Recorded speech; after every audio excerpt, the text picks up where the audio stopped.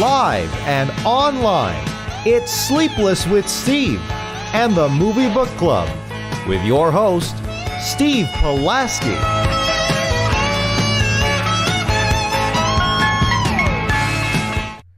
Back and better than ever. That's what this man on this t-shirt would usually say. You're watching Sleepless with Steve live on YouTube every Wednesday from 6:30 to 7:30 p.m. Central Standard Time. I'm Joseph Viso, and with me is Dominic Guanzon. Unfortunately, as you could tell, Steve is not here. He's not dead. I know this shirt might look like he just died, and I made like a memoriam shirt for him. But no, this is a shirt that he gave out at like he was making his new website and everything. It was a big 10-year thing about him writing for 10 years and whatnot. And he made his own shirts. There's nobody that does it like Steve sometimes when it comes to stuff like that. But he is basically on vacation. He's also doing a little bit of work as well, so he's kind of busy in both. But he is very much missed tonight, especially for the show we have lined up for you guys tonight. We do have to talk about some sad news, but the rest of the show, I think it's going to be a lot of fun. Talking about the movie that we're going to be talking about today and what we're going to be doing later, which will be a first for Sleepless with Steve on here. But joining me right now is Dominic Guanzon. Dom, how you doing? Doing okay. It's ramping up for the holidays, and you used to work in a lot of events and stuff, and I currently do, and that's a fun time during the holidays, and we'll be trying out brand new stuff. So we'll see how it goes. I don't think it's gonna go. I think everything is going to go well because my team busts their butt, and then that's going to reward a negative feedback loop because everything went perfectly fine. So we can do it just as before without any improvements in how things are organized. But that's just my opinion. We'll see. I feel you on that. Even though I am not currently with the park district I used to be with, the current position I have with the village I'm working for, they do have a holiday event at the end of the year, and a lot of planning is going into that. And it definitely reminds me of like why, like, as much as I love, that time of the year, the holidays and everything, I get to see friends and family.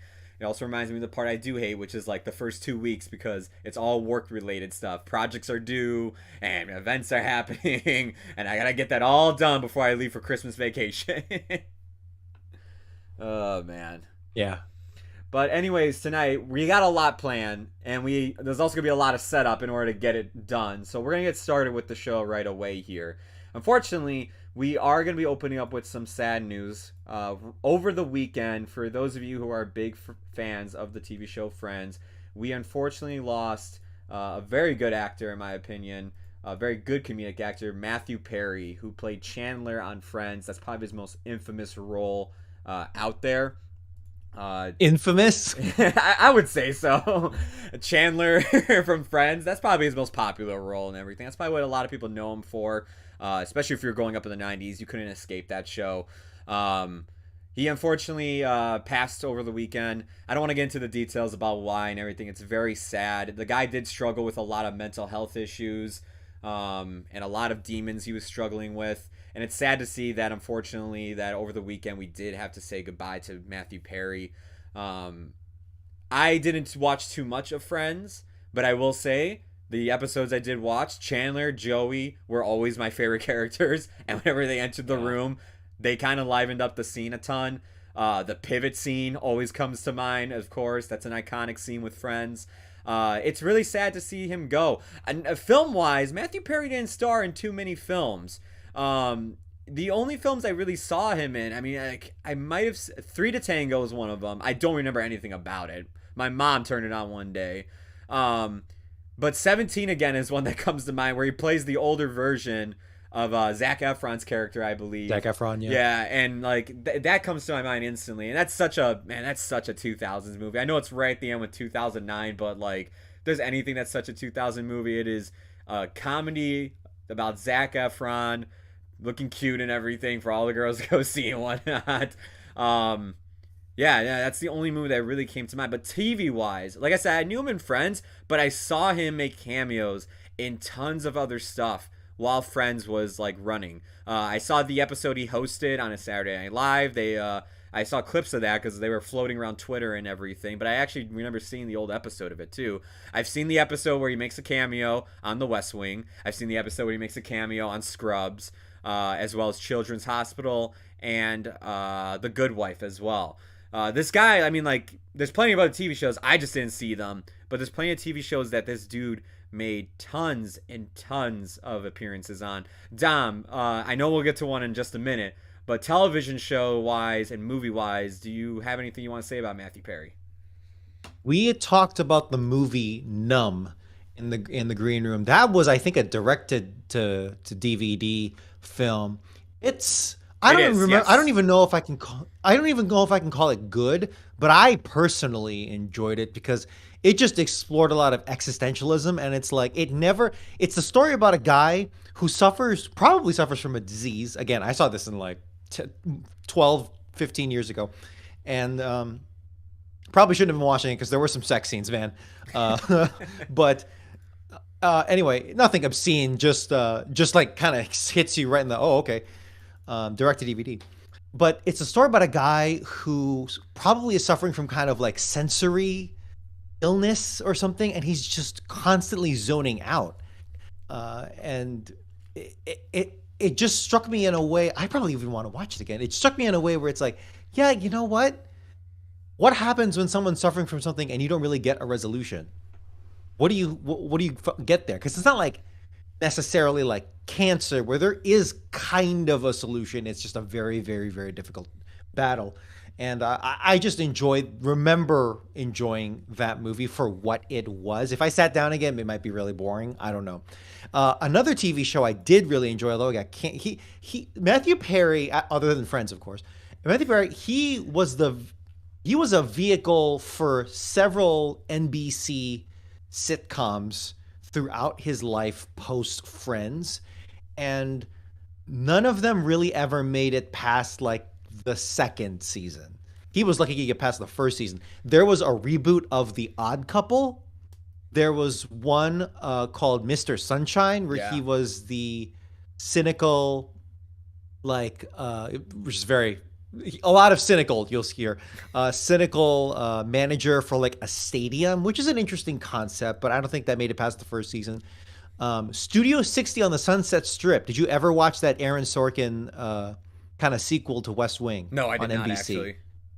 So it's a very dramatic dramedy Aaron Sorkin written show about the fictional Saturday Night Live-esque production. Okay. So imagine like Saturday Night Live. Was he playing Joe Quincy in that show as well? Because that's his character from The West Wing when he reoccurred about 3 episodes. No, I'm sorry. Okay. I'm sorry. When I say sequel to West Wing, my mistake. I didn't literally mean a sequel to West Wing. I get what you're I'm saying like then.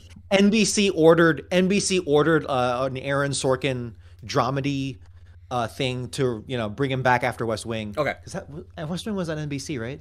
Yes. I know a surprising amount of this. I'm actually impressing myself as I'm talking about it. NBC. Okay, good. So yes, and it was essentially like, hey, what if we just took the West Wing, but we made it Saturday Night Live, except it's not called Saturday Night Live, and it was interesting. I remember that show actually being pretty damn entertaining with some funny bits and stuff, and like some engaging plot lines. But the downfall was that they showed the sketches because they're a fictional version of a Saturday Night Live, right? They actually showed the sketches, and none of them were funny, which I guess is accurate to Saturday Night Live sometimes, particularly. Well, no, not during that era because that was really funny back then, the 2000s. I don't know. Anyway, it suffered from a lot of Sorkinisms. Let me say that. Yeah, it's no Newsroom, and Newsroom has its issues. And then very last thing I'll say on TV shows is Go On. It also starred John Cho in a supporting role. I really like that show. I wish that show had more time to breathe, at least finish the second season properly, because they rushed that second season at the end. And I wish it even gotten a third season. I really enjoyed the show. It stars Matthew Perry as, again, cynical, radio humorous, host, right? Yes, radio show host. Yeah. He lost his wife, and he joins a support group. Except it's a very quirky support group, of course. and it's the person running it. I forget her name. Like I think it's Lauren something. She's like not fully qualified to run a grief support group, but hey, whatever, that makes it interesting.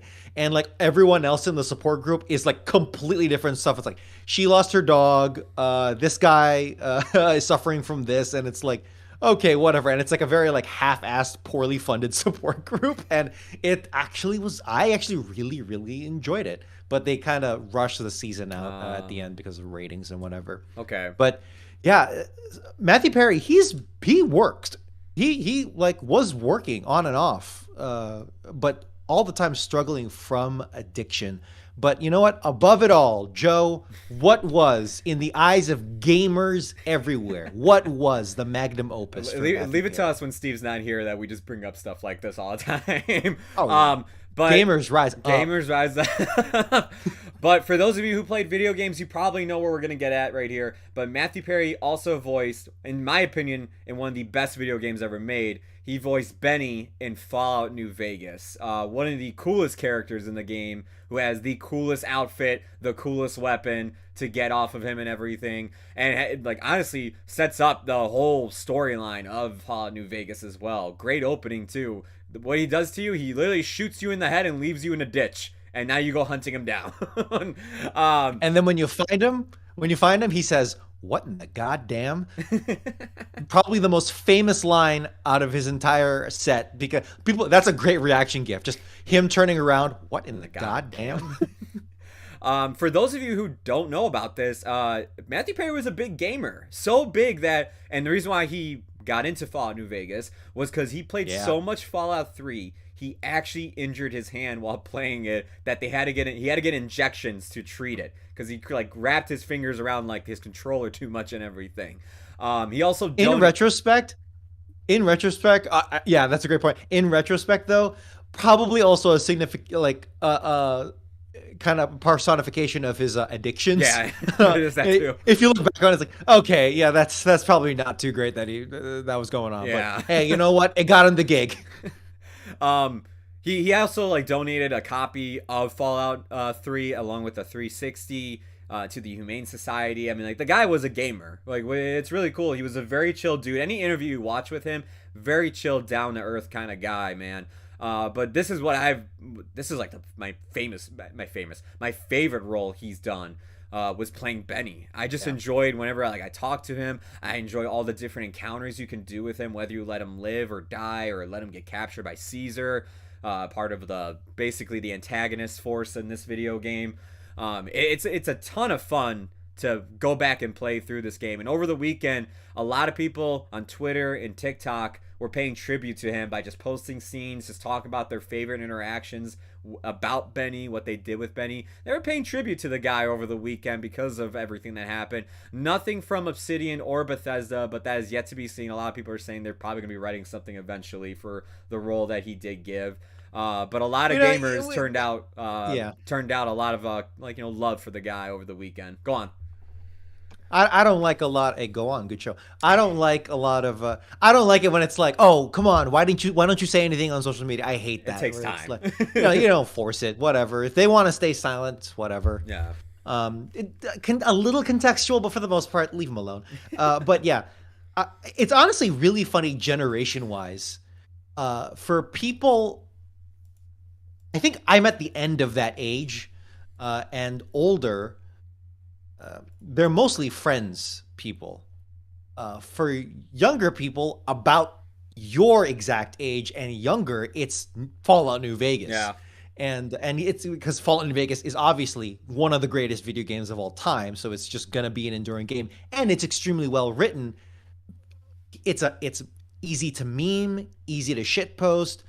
Mods, dude, Fallout games are like mod central. I used the mod on a few playthroughs where you can save Benny and use him as a companion. Yeah, he can't do much because he doesn't say much because obviously he has a set list of lines. Yeah. But yeah, just having him around shooting Maria, that was the name of his special gun that you could get. Yeah, his 9mm. It's like, this is awesome. I get to run around the waste with a dude in a checkered suit who thinks it's 1960. This is sick. Yeah, man. Matthew Perry. It's honestly, it's like it's Matthew Perry in a checkered suit, Honestly, yeah. I talking mean, like like, he's from 1960. because you look at the player He's not model. doing much of a voice. It's just a slight accent Yeah, he's just like, hey, baby, the hey there. swinging. Yeah, he throws a little bit of Yeah, like, but it's very Matthew Perry. It's not like Mark Hamill where he can like shift his voice to become Joker. And it's like, no, no, no. It's just Matthew Perry. even the face they modeled after Benny looks a little bit like Chandler as A well, which little is bit. funny. Yeah. But yeah, man, it's you have everything else you want to add on to Matthew Perry or no? uh, Growing up in my parents' place, it was there was a lot of People magazine and gossip shit, celebrity shit. I look back on it now, it's like holy crap, that was so bad. Yeah. And Matthew Perry unfortunately made in and out of it, but that's and that certainly hurt him deeply, along with the addiction and whatnot. But at the end of the day, he has an incredible legacy, a Yeah. good legacy to leave behind. Friends will be an enduring show. Whatever you think about Friends, and there are very valid criticisms of Friends, and it can be very annoying, but come on, hundreds of millions of people love that stuff world over. It's been translated into how many languages? And finally, like video game, not infamy. It's kind of a little negative, but just fame. Video game, like enduring fame. He honestly, like, that's the American dream for any actor right there. Friends, Fallout New Vegas. Dude, come on. That's a resume. You can't get any better than that. It's a great resume to have there. But 100%. no, I mean I agree with Dom as well. Like, especially the point he made. I do feel like, I mean, I know Friends has had a bit of a resurgence with our age group. I just didn't jump onto it with everybody else. The reunion. They had the reunion. It's reunion, good yeah. that they had at least the reunion. That's where true. All of them had it there. Not every one sitcom. last go around. Yeah, not every sitcom gets to be that lucky. I mean, look at the Fresh Prince. Fresh one. Prince did. Yeah. They yes. But yeah, I mean, like, I didn't jump on when that became like a big thing, like around our age group. But I do, I do feel bad for what happened to him, and of course his friends and families. That was not a pun. I swear to God. It was sad. Friends is good in clips. It is, yeah. Friends is good in clips. Yeah. It was sad seeing, though. I mean, I will say it was sad seeing, yeah, Jennifer Aniston, everybody from that cast post the reactions over the weekend, including other people he's worked with and just been friends with in Hollywood. You could tell, like, the guy, while he did struggle, he did make like a genuine connection with people, and it sucks to see him go. I'm so shocked that we're talking about this way more than we are. I know. I was like, we're almost way more shit to say, I guess. Yeah, there you go. Well, we're gonna go ahead and dive right into something that was around our age group when we were growing up and everything. We are going to talk about probably a movie that for a lot of people, especially if you were, I mean, like, we say our age group, but if you were younger than us, like, well, we were in high school, I think, when this game was coming out, or at least nearing the end of high school. Yeah. If you were in grade school, I guess I was sophomore in college, but still, yeah. I think 2014 was the first game. So were you sophomore or no? Yeah. Okay. Wow. Yeah, I graduated 2012. You know what? Yeah, so yeah, that's right. Yeah, you're right. Yeah. God, I just think like we're not that old, but we really are. But if you were in elementary school in 2014, well, the game I'm about to show you probably looks a little bit familiar, and it is Five Nights at Freddy's. And guess what? Over the weekend, we finally got a movie of Five Nights at Freddy's after being in development hell for so many years, ever since the first game came out. It's directed by Emma Tammy, who is an indie director. It's produced by Jason Blum, so it is a Blumhouse production. And it is written by Scott Cawthorn. He didn't do any, I think, of the rewrites that they had later on in the movie after the pandemic, like while like they were still writing this thing. But he did have like the initial draft script, and a lot of stuff had to go through him as well, I believe. And let me just make sure real quick before I say this. Yes, he is a producer on the film as well. But yeah, we're going to be talking about the movie here today. Dom, real quick, how much are you familiar with the games? I've never played them hands-on. I've watched other people play them both online and in real life, like looking at someone's computer. And the two big things, and Joe, let me know if you agree or not. The two big things that come from Five Nights at Freddy's is it's, I guess, three. It's It's enduring popularity with children, Yeah. literal children. When I went to a party at my uncle's place, a lot of, young Filipino kids running around being goofy, whatever. There was one kid on the family computer just watching Five Nights at Freddy's, like lore videos with jump scares. And that's the other, like, one of the other big components of Five Nights at Freddy's is the lore is so effing deep. Yeah.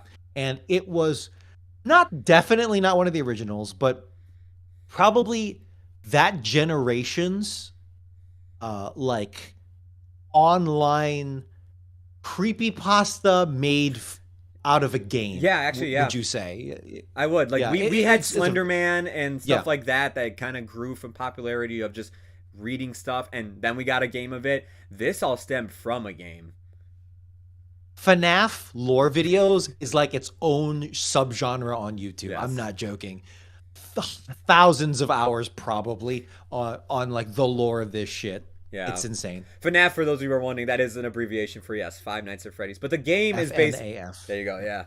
The game is basically a very simple game. You might see it later. Where basically you need to survive 5 nights as a security guard at this old pizzeria, like, arcade thing, similar to Chuck E. Cheese, where the animatronics at night come to life and they walk around. And basically, you just need to monitor them on security cams to make sure they don't come into the security room and eat you.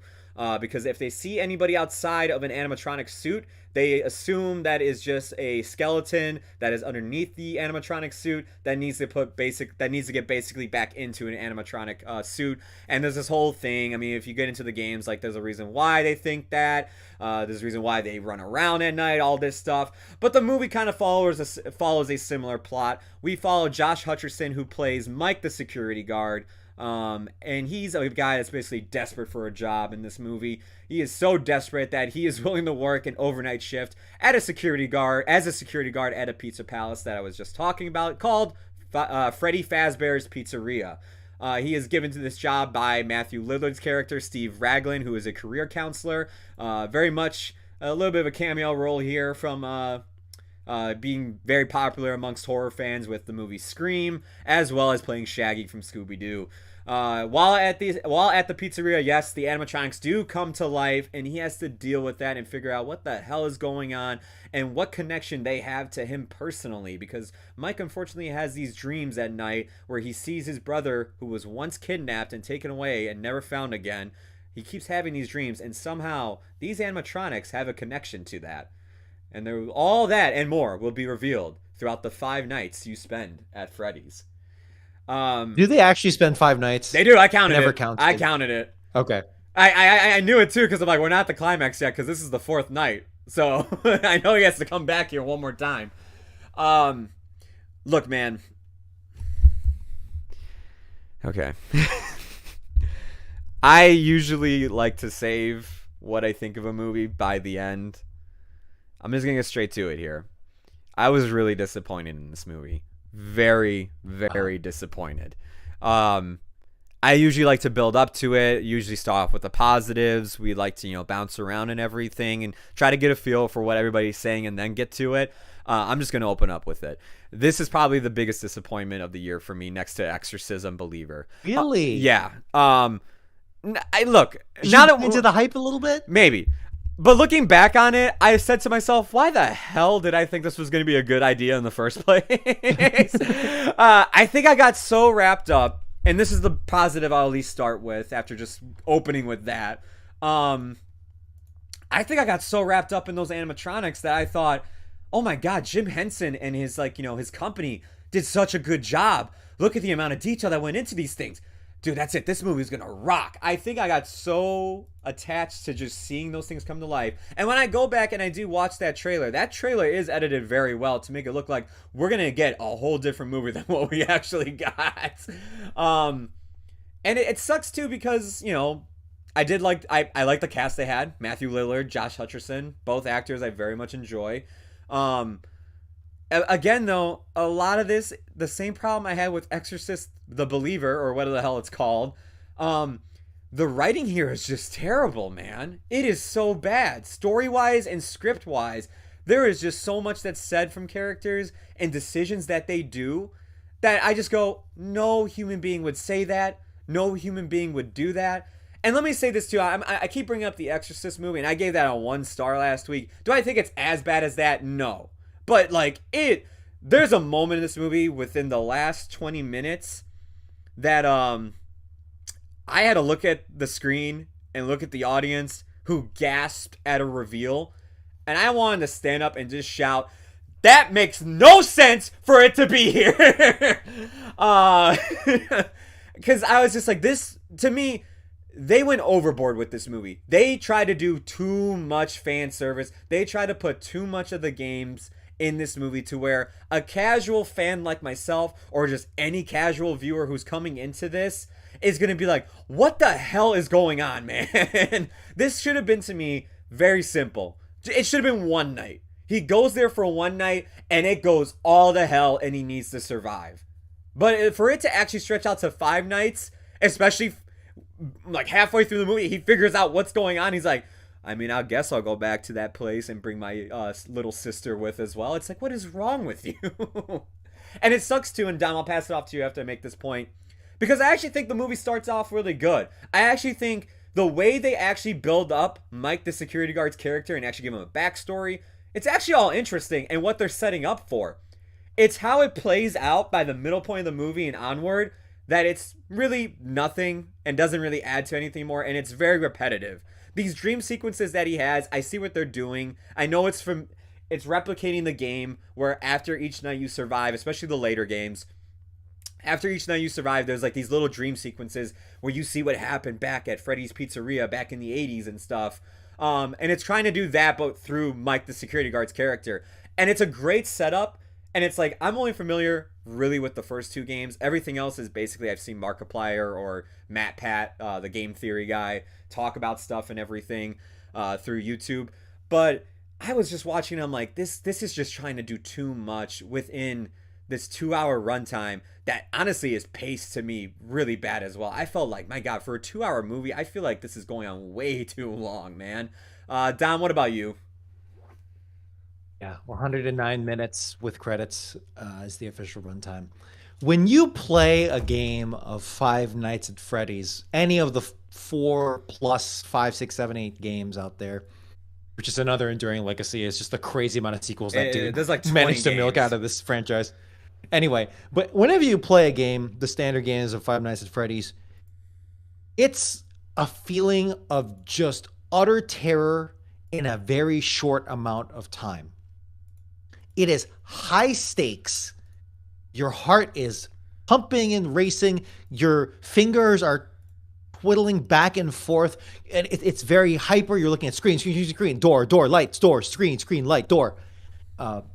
And it's heart pounding, man. Yeah. I'm not saying that the movie obviously should have been exactly like that 1-to-1. But it should deliver on that feeling, Yes. in my opinion. That same intensity I should have throughout this movie. At some point, not the whole time. It doesn't even have to be. Joe, that is one thing I did consider is, have it be one night and he just has to survive and make it like a 90 or less minute movie. Yeah. And it's underwhelming. It's okay to take a different approach. And narratively, I will defend the tool that they do here. Because as you said, they even mirror the official lore a little bit, or like the pattern of the lore, which is, this guy he's got reasons. He's got his own reasons to keep going back. If anything, this script was kind of screwed at the name, right? Five Nights at Freddy's. It should have just been called anyway. Freddy Fazbear's, I think. It would have been just better as that, but I know that the recognition name is there, so I get it. I don't know. That's a whole thing lore craft later. But for the movie itself, I will defend the strategy, the choice of strategy to be like, hey, here's the main character. We need to see what his life is like. That needs to set up the reason why he keeps going back to this effing hellhole, and a financial reason, a personal reason, connect himself personally to it, and other narrative things. I will defend that strategy. They just didn't do it well. Yeah. They just did not do it well at all. The pacing was, God, freaking, it was sluggish. It was sluggish. I also I was getting understand. I'm tired. really trying to be charitable. Yeah, I'm really trying to be charitable. That's like, okay, I understand there are plenty of movies out there where like, oh, Jaws. What's the factoid there? It's like, oh yeah, how long does it take for the actual shark to show up? Like to actually, I'm sorry, like the shark to actually appear. You see the shark. It takes a while. It's very out of sight, out of mind. Let the imagination of the monster do its trick. I know that tool, and it has been used very effectively. Mm-hmm. I just don't think they used it very well here. It's okay. It doesn't have to be Freddy Fazbear chasing Josh Hutcherson around for 120 minutes. Yeah. It doesn't even need to have mostly of the animatronics in there. It can be mostly story stuff, but the story stuff needs to be good. I'm sorry. It was a very very sluggish and lethargic story with no sense of urgency or dread. You can have some slowness in there, but maybe it needs to have like an atmosphere of dread, a little more like sublime to it. But no, it's just, we're just looking at Josh Hutcherson live his very, poor life. And it's like, no, I want to escape from this, bro. I know I have a mortgage. It sucks. I want to go to Chuck E. Cheese. I want to go to Freddy Fazbear. Freddy Fazbear. Yeah. So I mean, like that's the big thing it's missing. It's missing that intensity that the game brings, where like you're uncertain of when the next thing is gonna happen. Horror is not really something in this movie. It's described as a horror movie. It's described as like it's gonna be scary and all this stuff that these interviews were saying and everything. Man, this at one point this thing becomes a straight up a children's movie. I'm not even kidding. Like they do some stuff that I'm just like, this isn't even scary. I'll know your audience, right? Yeah, I guess, yeah. Like and like, but the thing is, also don't do that. Like the don't kids, pander like that. The kids that grew up with this watched those games. They played the games. They were scared to hell. Deliver that on a movie as well, man. Like that's true. They're in their early they're in college now or older. Yeah. And the kids that are growing up with it now, believe me, they can handle it.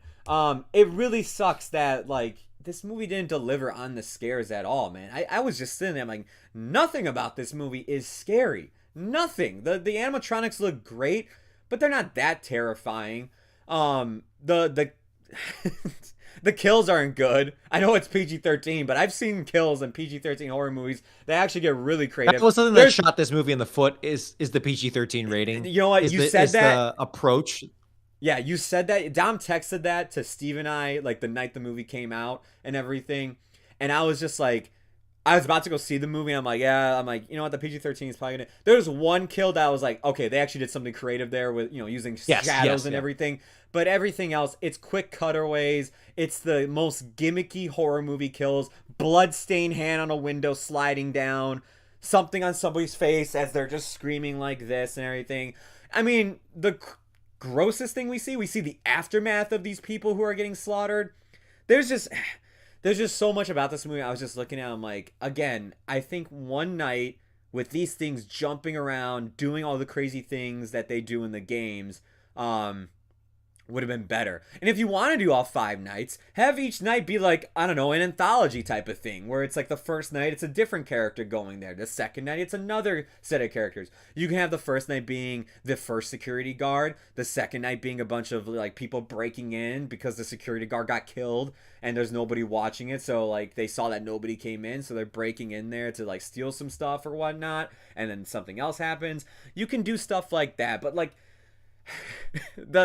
the hoops that this movie jumps through to justify like people going into this building, it's ridiculous. I mean, like, there's an aunt in this movie because Josh Hutcherson has a sister and the aunt wants his sister for child support money from the government and everything, and she's the most cartoonishly evil person in this movie. She just does all the stuff that comes out of her mouth is just villainous for no reason.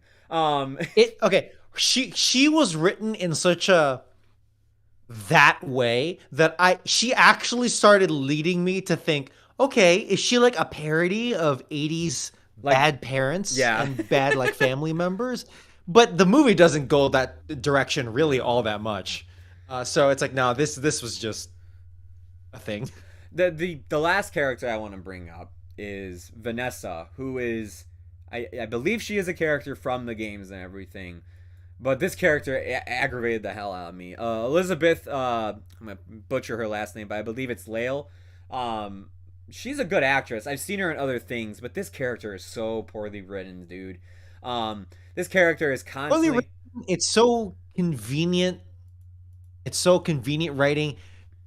It's also, I'm sure she's good in other things, but I don't know if there was a miscast here by the writers and casting where it's like she something about her delivery does not fit with that character at all. Like no, she does not not at make all. a very convincing cop. She doesn't, and apparently she's the only cop in this damn town too. Because like she's there in the day, she's there at night, and it's just like this woman's working 24/7. Do you have a job? And what they end up doing, don't you have some skaters to harass? Like, come on. What they end up doing with her character by the end of this movie too, it just made no sense to me. Like it was just like, this is just because it exists in the game. It didn't exist in this movie until this point, and it feels cheap. It feels cheap. You're making it convenient, and the entire time I was just watching this movie, all I thought to myself was, "Damn!" Like everything else about this movie could potentially work. The animatronics look great. The setting is great. They did a great job with the whole scenery of Fazbear and everything. The craft is good. Yeah, everything is there. The production value of this movie shows. It really does. Acting wise, Josh Hutcherson, Matthew Lillard, and like I said, I mean, I'm not gonna put too much on Elizabeth Lale as Vanessa, but like at least those two, like they turn in good performances. Even Josh Hutcherson's the character that plays, I almost want to keep saying his daughter, but it's not. But Piper Rubio, who plays his sister Abby, even she's good. It's just everything relating to the story is just like this just doesn't seem right. This seems like we should be doing something completely different with this property. And I say all that, but by the end of this movie, I shit you not, people stood up and clapped, and I was just like, come on. And it was all, what was the average age, bro? They were at least in high school. All of them at least. Okay. I was sitting there and like, look, I'm not here to crap on the fan base. You guys had a great time at the screening I went to, and I'm sure the rest of the fans had a great time at the screenings they went to. The screening I went to, they were dressed to the nines in Fazbear gear or cosplay. I felt bad for them. There were some people that were not dressed, but they had like shirts and stuff. And kids, I'm like, oh man, I'm sorry this had to be like your moment. Like, I'm sorry. Excuse me. There's people who came in full face paint as some of the animatronics and other villains that have appeared throughout the series, and they were eating this movie up, man. They gasped. They were like, oh my god, when all this stuff happened. And then meanwhile, here's me, who's only played up to the second game, but kept up with it through YouTube videos, going, I don't know what the fuck that meant. Like, I'm just like, yeah, I'm sorry. I keep interrupting you. Go ahead. No, you're good. You're good. And it's just like the context of it all. I'm just sitting here. I'm like, I just don't get it. It actually, funny enough, it made me go back and look at the Mario movie and go like, you know what? I owe you an apology. Because you were unapologetically like, look, we're just going to be the game. And we're going to have this whole attitude of the world is just like this. And Mario's reacting to it like that. And I was just like, you know what? That formula worked way better than, okay, we're going to figure out so many different ways to, like make him stay there for 5 nights. And then we have to put this in the game. We have to put this in the game. We have to put this in the game. It was just like, holy shit, just literally take the game, take that one concept, being locked in a room and there's animatronics chasing you, locked in a building and there's animatronics chasing you. Just play with that. That's all you needed to do.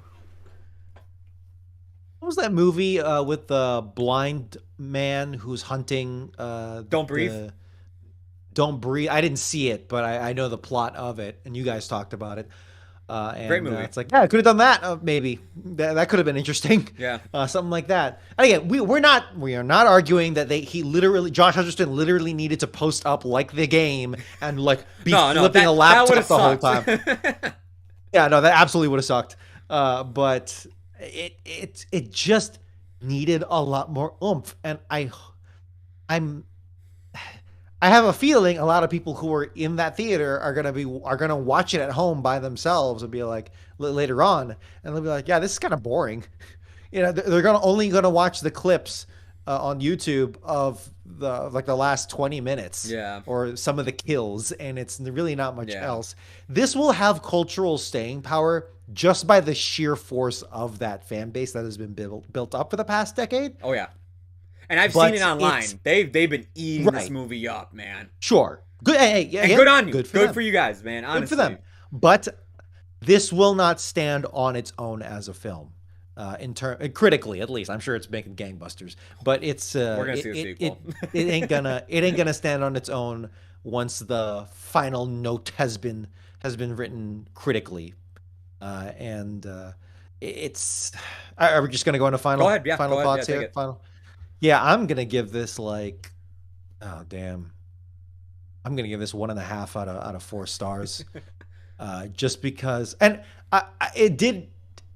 There wasn't even that much help from the audience. The audience I went with, they were also a little kind of like lackluster too, and it was like quarter full of a theater. I went on like a Sunday, I think, and yeah, if anything, I just feel bad that this is the movie that they got for that generation that has grown up with Five Nights, and I was hoping for something a little more for them, similar to how the Last of Us people, Yeah. they got exactly what they effing wanted, and they're gonna get it most likely with Last of Us 2, which is a lot of misogyny from the fan base. So, Joe, But you're right on that regard. I mean, video game movies have kind of been having a resurgence now, where we've been getting, or just video game properties into media.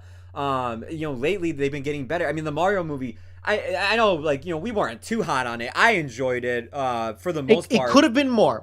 My lament for Mario is because that is such a rich world with a history. I looked at the camera. Dude, what if Sorry. Dude, what if effing Miyamoto went to Miyazaki and was like, "Hey, make me a voiceless Mario and give me like a 90-minute beautiful masterpiece." Because that's what Mario deserves. That's what Mario effing deserves. But hey, you know what? A slightly cringy Illumination movie where it just becomes a video game and does exactly what it needs to do. There are worse things in this world. Yeah. It's okay. Like Five Nights at Freddy's. Whatever. We couldn't even do that. But I mean, like John mentioned, The Last of Us, Castlevania on Netflix. That's another one that has been doing gangbusters. I haven't seen it, but I heard good things. There is something there now. Like, they're starting to figure out. Hollywood finally figured out. Oh, wait a minute, we know how to do this now. When it comes to video game adaptations with TV shows and movies. Unfortunately, this isn't one of them. And I'll say the same thing I said last time when we reviewed The Exorcist, since it was from Blumhouse as well. Blumhouse has turned around when it comes to certain horror movies and have made sequels that have turned out to actually be significantly better than its original outputting. And I'm hoping the same happens here with Five Nights at Freddy's. Because when I walked out of this theater, it was a 2 out of 4 star movie for me. I was like, you know what? For what it is, it's fine. When I went home and I was writing down my pros and cons, what I liked about the notes I wanted to hit on. There's no fan base around you. I'm just like, hold on a minute. I really ain't got much to say. For me, this is, again, I don't think it's as bad as The Exorcist, because I did enjoy how the movie opened. I did enjoy the setup they were going for. So at least there's a part of this movie I was enjoying, and I do enjoy the craftsmanship that went into the production of the movie. For me, it is also 1.5 out of 4 stars. It might end up on my worst of list. I don't know. We'll see what happens by the end of the year. Man, October has sucked, honestly, when it came to horror movies. I didn't see Saw X, but, like, in terms of, like, the ones... If I were to name you these 3 movies, and I know Steve said this last time, too. Saw X, The Exorcist Believer, and Five Nights at Freddy's. Which one would you think would be probably the one that majority of critics would give 3 out of 4 stars? I have the highest Rotten Tomatoes score of the month and everything. You would probably be like, well, it's probably going to be The Exorcist. And then maybe Five Nights at Freddy's. No, it's Saw freaking X, the 10th. What is Blumhouse's record in terms of of non-original Blumhouse productions? So like adaptations. So Halloween, pretty good. Yeah. Particularly how it ended. We know Five Nights at Freddy's. We know Exorcist. What else? What else have they done? God, that's such a good question. Blumhouse movies. 'Cause they're kind of like 50-50 in from what I don't know how much personally. I don't know how much else. I mean, The Black Phone is technically an adaptation of a short story, and that was amazing. So like, there's that one at least. Okay. I guess maybe an adaptation is the wrong term, like a revival or like the Invisible Man reboot, that was good, where they took the approach of so it's like they're 50-50 then. Yeah. With it, you can't. You have to take it with a little bit of trepidation there. So okay.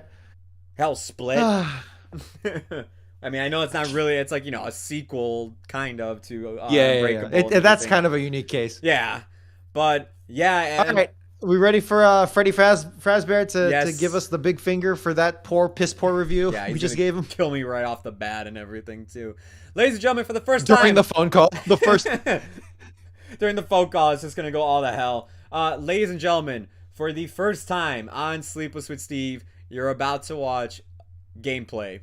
That's right. Unfortunately, Steve couldn't be here because I would love to have Steve commentate on this game. So if I am hoping for a sequel, it is so that we can actually see Five Nights at Freddy's 2, and and that way I can play the game at least, and Steve can commentate over it. But ladies and gentlemen, Sleepless with Steve is officially a gaming podcast. Okay, here's why The Marvels is a shit movie. Too much women. Too many women. Too many women. Too many women. There's like 3 of them now. Oh my god. How could you put 3 women in a movie? That's impossible. How could you? We only had Princess Peach in our movie. All right, hold on a minute. Oh shit, there he is. There he is. I gotta make sure this works correctly too, because we keep cutting out on the. We tested it earlier. We did, yeah.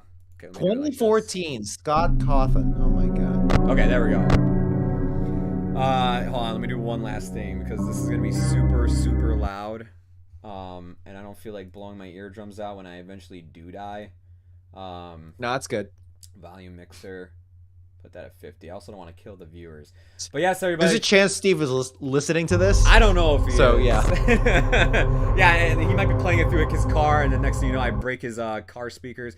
Let me adjust that some more so it's about majority of the screen. But here we go. He's probably tuned out right now. He's probably like, all right, they're going to play this nerd shit. I'm going to turn off the game. I mean, that's the stream. Is there any way I can hide the side stuff right here? No, there isn't. Maybe if I do it like this. Nope. Oh well, it's fine. What if I do it like this? Thank God, like nothing happens this first night. Alright, there we go. That's perfect. Can you die the first night? You can, potentially, yeah. Alright, I think I got it. Sorry, everybody. Hello? Hello? I wanted to record a message. That is Scott Cawthon, by the way. It is, yeah. Settled in on your first night.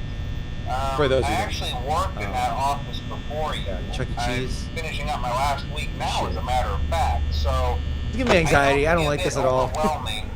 Already. I'm gonna mute the call for right now. I think by 2 a.m. is when they actually start moving. I hope to God me not muting the call didn't trigger anything. I think you just effed yourself. Now I kind of want to restart. Nope. You're in. Fuck. Wait, is Fazbear moving? Oh no, he's not. Okay. So yeah, so this is actually what the game looks like, and you have my lights right here. I don't want to use too much of my power. The goal of this game, man, I really hate you, Scott. If I were to move my mouse down there where I'm trying to point at, the laptop opens up. But I'm supposed to try to keep as much power as possible and survive to, I believe, 5 a.m., right? I think it's the time. I'm trying to remember. I think it's 5 a.m. is when, like, I'm going to clear. And basically, I am just monitoring this pizzeria. And you're going to see why this kind of gets stress-inducing as the night goes on. I can also lock the door with these red buttons right here, and I can shine, like I said, the lights on right there. There's a little Easter egg right here. And I can squeak little Freddy Fazbear's nose right there. That effing desk is a trigger. It really is, yeah. Nothing yet, okay. God. So did you ever play the first game? Yourself or no? The first game, I've never played hands-on Freddy game, but I did watch people play them. Okay. And I muted that phone call. It is. If I didn't mute the phone call, he'd still be talking right now. But it's basically giving the backstory about these animatronics and like, oh yeah, be careful because at night they move around and everything, and they do weird stuff. So just keep an eye on them and everything throughout the night, and make sure they, they don't come into the room and everything. But I do know that this is an incredibly well optimized game. It is. It just sucks because there's not that many settings. Because for some of you watching, you might notice that like, why does your resolution look weird? There's no setting to change it. It's just as is. It's an indie success story. This is an indie gem. Yeah, it really is. Like the scares, the kills when you get killed, they're just gifts. I think they are. I think they're just gifts. This fan is a gift. There you go. Yeah. Again, ingenious optimization of this game right here. I'm kind of rambling because I'm kind of scared now. We're getting to the night where we're getting to the moments. Does now. Foxy move the first night? Yeah. Any of them can. Oh, all right, here we go. So as you can see, Bonnie moved, and right now he's in 1B. Let's check out Foxy.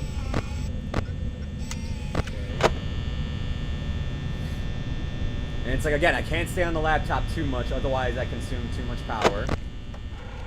Still there. Foxy has not come out yet. Bonnie's still there. Okay.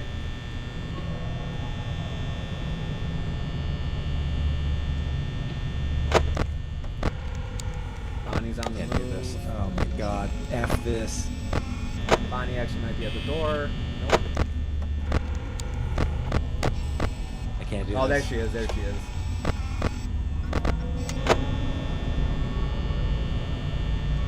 Ah.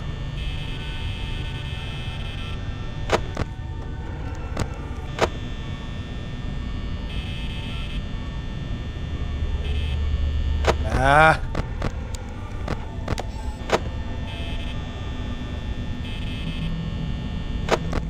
I'm gonna trust. Heartbeat monitor.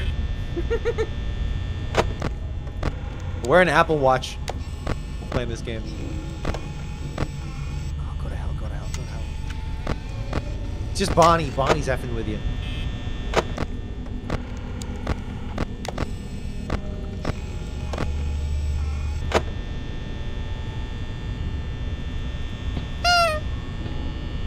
Oh, he's coming.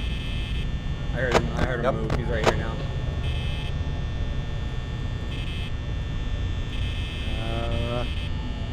Move! Goddamn. Back in the hallway. Chica's in the kitchen.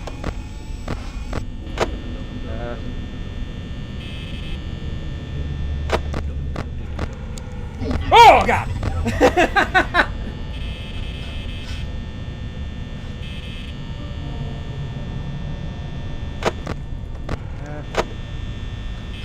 I need lo-fi beats to relax and study too.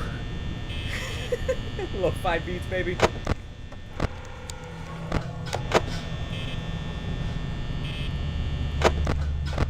Oh god, dude. Oh, synthwave radio beats the chill / pain. She's still in the kitchen, it sounds like. Oh, What's pizza? Someone's coming, someone's coming. Chuck E. Cheese pizza is F-tier pizza, but the best F-tier pizza.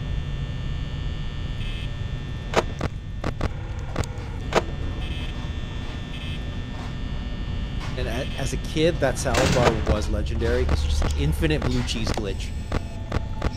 Blue cheese crumbles. Oh man. Olives. I like olives.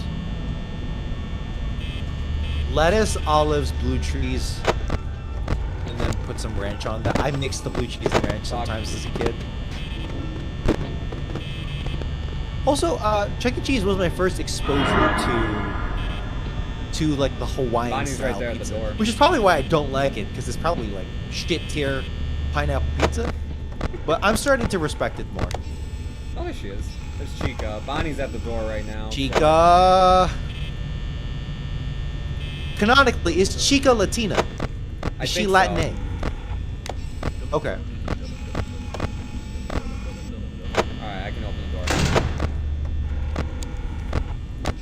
Foxy. No Foxy.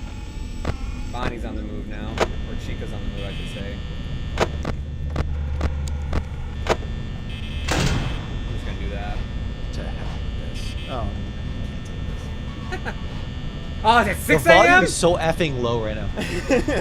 No, not too late, not too low. Whoa, whoa, whoa, whoa, stay on it.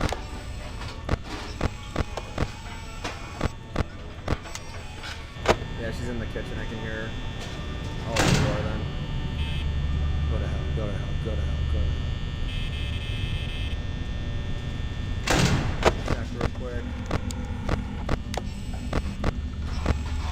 There, kitchen. 5% power, you're good, you're good. You're Gucci.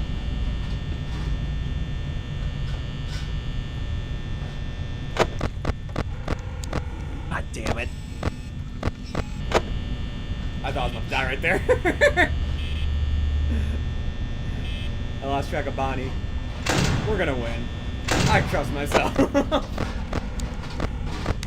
need to get a... Where the hell are these two at, man? Okay, he's in the hallway. Where's Chica? Chica is probably in the kitchen still. You sure about that?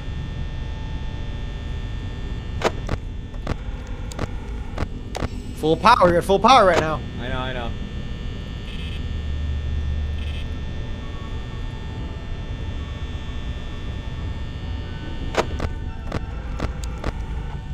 There's Foxy. Alright, there we go. I was gonna say, I'm like, this should be hitting 6 a.m. any second now. Woo. I swear to God, 5 a.m. has to have like an extra, like, couple like seconds in it, just to F with you. Oh God. At the end of the game, isn't there like a check for $120? Yeah, 120 bucks. Something like that. It's like, ah, okay, some capitalist critique here. You want to subject yourself to the twisted labor of another person, of a dead man. You made it to day 2. Congrats. Okay. I won't talk quite as long this time. Top, I'm gonna, while you play this game, I'm going to rank my favorite Chuck E. Cheese games. And I know, like, that could technically be any arcade, but the ones I specifically played at Chuck E. Cheese. So, one, easily, Star Wars Arcade.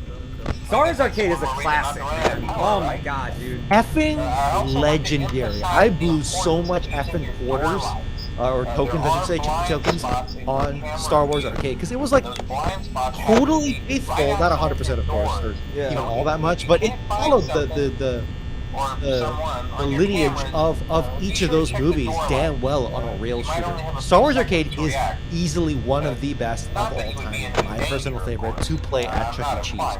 They have in recent decades, actually, created a sequel where you're like in a pod. That game sucks. That's a great arcade cabinet. It's so damn good. Does it beat the original? I don't think so, but it is good. It gives you that feeling of actually piloting an X-Wing by sitting Keep down. your hands on the goddamn mouse and keyboard. What are you doing? You idiot. But yeah, you effing moron.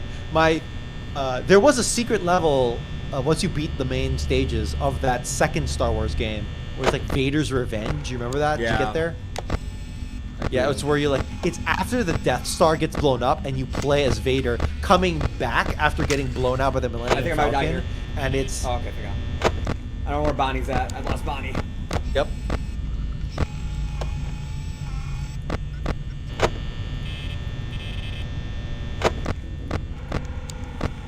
Show the effing hand. Joe here is like a freaking suffragette who just fainted at the rally. Like, oh heavens me. I hear him. Coming down the hall. Not that hall, not that hall! Foxy, chill. Foxy, chill. Foxy, chill. Foxy, chill. Chill, Foxy. Foxy hasn't left yet. Foxy's still in the cove. Where the hell is Bonnie, dude? There he is. He's at the end of the hallway. I know that now. How did Bonnie become 69? 69. Nice. Nice. Nice. Nice. Okay. 69, 69. I was like, what are you talking about, 69? You're probably wondering, like, hey, you keep saying, like, you hear her and everything. It's very faint. I mean, it really helps if you have headphones playing this game. And it That's kind of because doesn't. he hears her. That's why he hears her. It very much helps if you have headphones on playing this game, because you can hear pitter-patters of them, and they're not there. What the fuck? Oh, God. Oh, God. Go after yourself. No, no. Oh, Bonnie's Chica's on the move. Oh.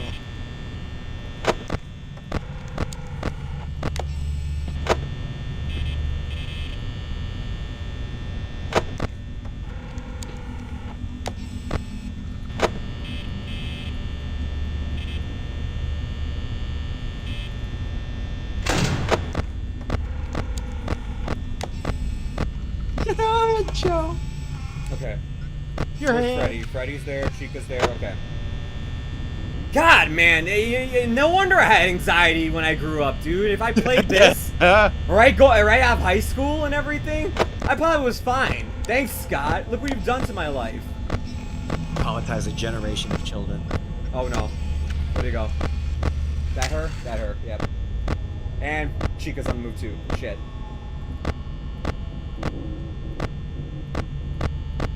Shit. Bro, where's Josh Hutcherson? You are Josh Hutcherson. Fuck. See, if only the movie would have captured this kind of this kind of fear and intensity. It never got to that level. It never did. It didn't need to be there the whole time, of course, or even most of it. Just some of it, and it doesn't get there at all. Okay, she's there. Where's Bonnie? Bonnie's there. Chica's there.